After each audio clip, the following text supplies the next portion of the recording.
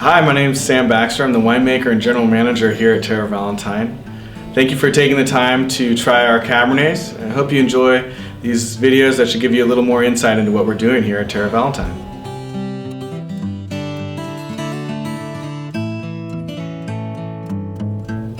Angus and Margaret Wordle purchased the Yverdon property in 1999. Located about 1,000 feet above the Wordle Vineyard, the Yverdon Vineyard was originally developed in 1965 by Fred Aves as the Yverdon Winery.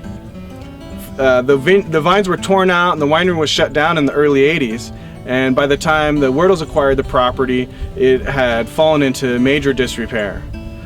Starting in 2001, we began replanting the vineyards and restoring the winery. 2004 was our very first crop off of the Yverdon Vineyard, and beginning in 2008, we began farming this property 100% organically.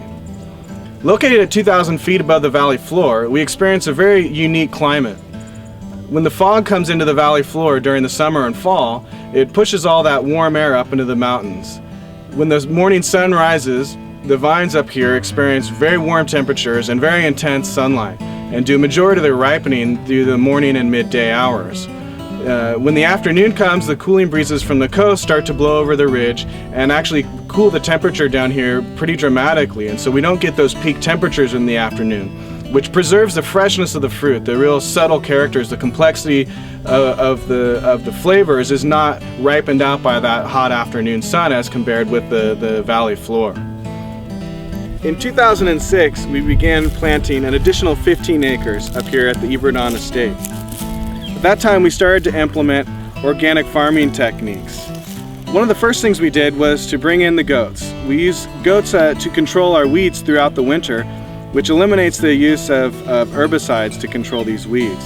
The Yverdon Vineyard Cabernet represents the best of what we have to offer here on this property. It comes from the blocks with the most intense personality, rich flavors, and culminates in an exciting blend that showcases the distinct personality of this hilltop vineyard.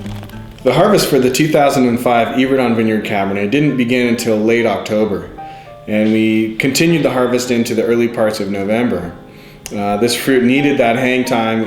We had wonderful temperatures at that point in the vintage, and so the hang time here really helped to develop the flavors of this wine. When the grapes came into the winery, we did this cluster sorting, and post-December did an additional must sorting, and then the wine was fermented in our punch down tanks and sat on the skins for about 3 weeks.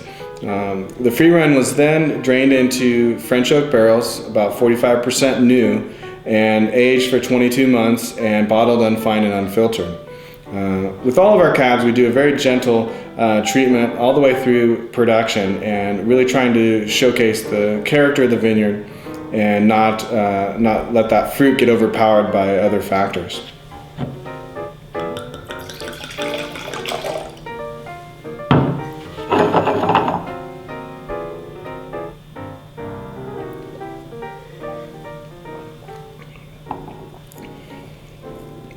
This is an incredibly distinct wine. There's a brightness of the fruit with this kind of red currant character, and the anise, this black licorice character that you can find in all of our wines, is really shown here in that kind of anise character. The tannins are broad. There's an intensity to the wine, but this wine has incredible layers of complexity. There's spice, there's richness, there's minerality to this wine, and a really amazing personality to this wine that I think shows off the intensity of being at the top of the Spring Mountain District. This cooler climate up here allows more floral characters, a more delicate character of the wine to come out. But yet there's this depth, there's this richness in the mountain tannins, and this is the second vintage of this wine that we've produced. It's 100% Cabernet, and I hope that you enjoy it. Cheers.